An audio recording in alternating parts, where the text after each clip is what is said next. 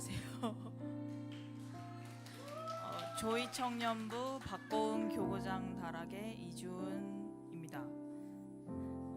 제가 간증할 거는 제자훈련 10주차 주제 큐티인 사무엘하 9장 1절에서 8절 말씀, 청지기직 가지치기 말씀입니다. 본문 요약: 다윗은 요나단으로 말미암아 사울의 집에 은총을 베풀고자 사울의 후손들을 찾습니다.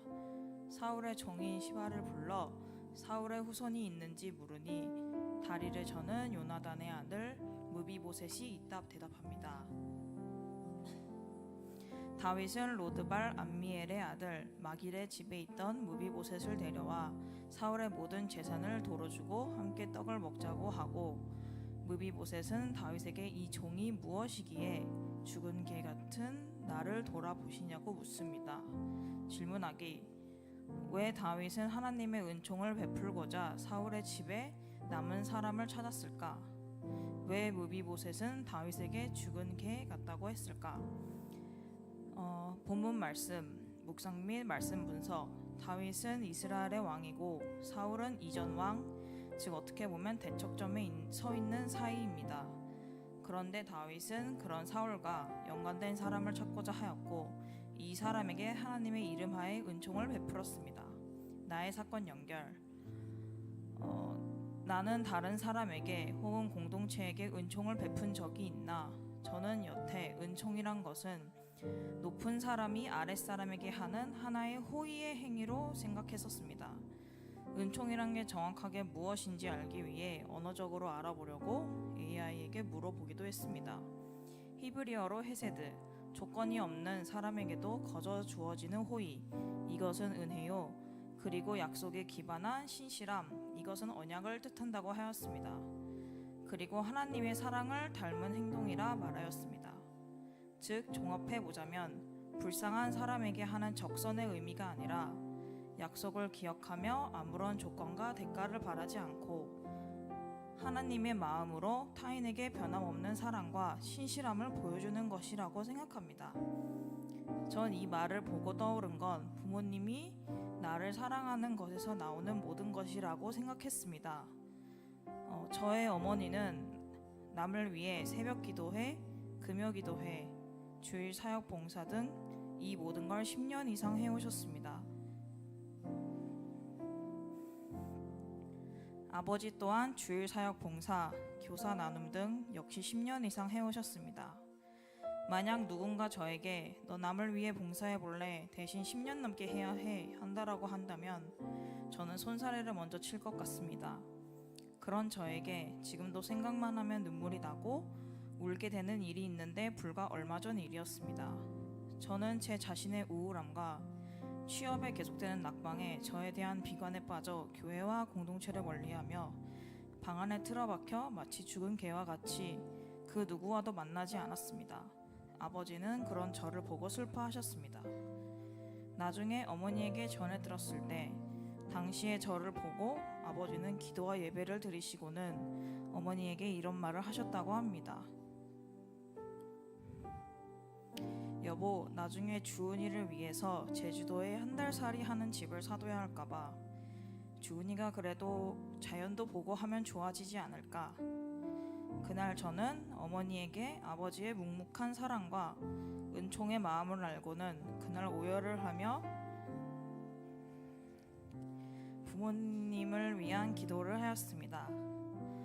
아버지는 늘 저에게 무뚝뚝하고 저보다는 오빠와 아무래도 같은 남자끼리니까 더 맞겠지란 생각으로 안일하게 생각해오던 저를 반성하게 되었습니다.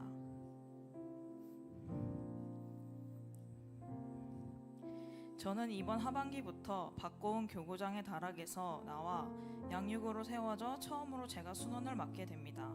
떨리기도 하고 불안도 합니다. 그렇지만 저의 옆에는 너무나도 감사하게도 목양과 사역에서의 좋은 본보기이신 어머니와 아버지가 계십니다. 예전에 방 안에 틀어박혀 그저 불을 꺼두고 문을 걸어 잠그며 저에게 오는 모든 손길들을 차단했던 제가 이제는 청년들과 함께 소년부 수련회에서 일일 교사도 해보고 유년부 수련회에서 밤낮을 지새우며 유년부실을 꾸미는 것에도 함께하곤 했습니다. 저는 치유됨을 느꼈습니다. 그리고 생각했습니다. 함께 교제를 이루며 목양과 사역으로 섬기는 것이 얼마나 은혜로운 일인가라고 느꼈습니다.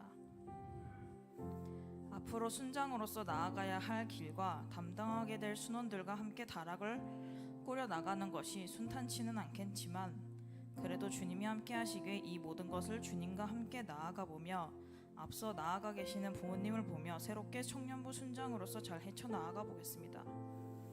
구체적 말씀 적용. 우리 가정에 축복을 주시고 그리고 은총을 나눠주시기를 기도하겠습니다. 나부터 기도하고 부모님과 같이 밤마다 자기 전에 기도하며 새롭게 순장으로 세워지는 것에 대해 부모님과 또 청년부 목사님과 지속적으로 대화해 나가겠습니다. 두 번째, 왜 무비보셋은 다윗에게 자신을 죽은 개 같다고 했을까? 본문 말씀 묵상 및 말씀 분석. 개는 비천함을 뜻하고 죽은 개는 아무 가치도 없고 쓸모없는 존재를 뜻하는 가장 비하적인 표현이라고 합니다.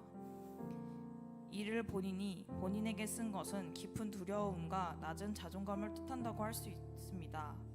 평생 사울 가문의 몰락을 보며 숨어 살아야 했던 그의 마인드셋에서 이 표현을 볼 수 있는 것 같습니다.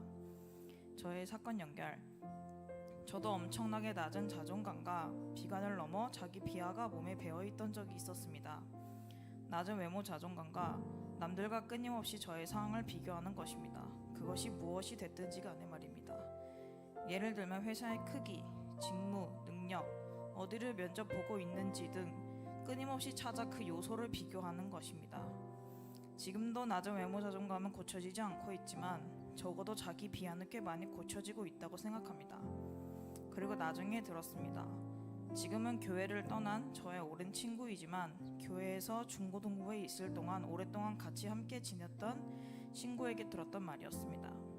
그 친구는 교회를 처음 왔을 때 당시 주님 기쁨의 교회가 트리지움 영동일고에 있던 시절 은혜 채플로 내려가는 계단에 웬 다리가 길고 마르고 키 크고 하얀 아이가 서 있었다고 했습니다. 그래서 저는 그 사람이 누군데 걔가 누구였는데 라고 물었더니 친구는 그거 너였어. 너 그때도 이쁘고 지금도 괜찮아 라고 말해주었습니다. 저는 머리를 딩하고 맞은 느낌이었습니다. 늘 나보다 뚱뚱하거나 마르거나 보통 체격의 아이와 비교당하거나 스스로를 비교를 하거나 아이 면접장에서조차 외모 때문에 기죽었던 저에게 친구는 친구만의 방식으로 위로를 건네주었던 것이었습니다. 저는 마치 한 마리의 죽은 개마냥 말라가 죽어가며 자기 비하하며 친구에게 흰산탄을 하던 중에 친구는 저에게 위로를 건네준 것이었습니다. 사건 연결. 비록 지금의 저는 그때보다 확실히 외형이나 체형이 많이 변화되었습니다만 이를 바라보는 저의 시선 또한 많이 달라졌습니다. 저 스스로에 대해 아껴주고 따뜻한 시선으로 바라봐주는 사람이 저조차도 저를 바라봐주지 않으면 누가 바라봐주나 싶었습니다. 끊임없이 시도하고 변화하고 노력하는 것은 멈추지 않습니다. 이 생각을 외모라는 생각에서 멈추는 것이 아닌 나는 하나님의 사람이다라는 것에서 발전시키고 싶습니다. 이제 앞으로 저는 순장이 되어 순원들을 맡게 됩니다. 순원들 중 어떠한 아픔이 있는 친구들도 있을 것이고 다양한 사연의 친구들이 있을 거라고 생각합니다. 저 먼저 저 스스로를 챙기고 단단해져야 순원들을 잘 챙기고 보듬어줄 수 있다고 생각합니다. 물론 자기에 그치는 건 아니라고 생각합니다. 자기 비하에 빠져있던 저를 위해 무심한 듯 툭 위로를 건네주던 그 친구와 같이 저도 죽은 개처럼 주저앉아있는 순원이나 누군가에게 제가 먼저 위로와 손길을 건넬 수 있도록 노력할 것입니다. 구체적 말씀 적용. 저를 죽은 개로 여기지 말고 다윗처럼 은총과 은혜를 베푸는 사람으로 발전하고 또 순장의 자리에서 제가 맡게 될 순원들을 따뜻하게 사역하며 열매를 맺을 수 있도록 저부터 저를 아끼고 감싸주는 기도를 하며 나아가겠습니다. 감사합니다.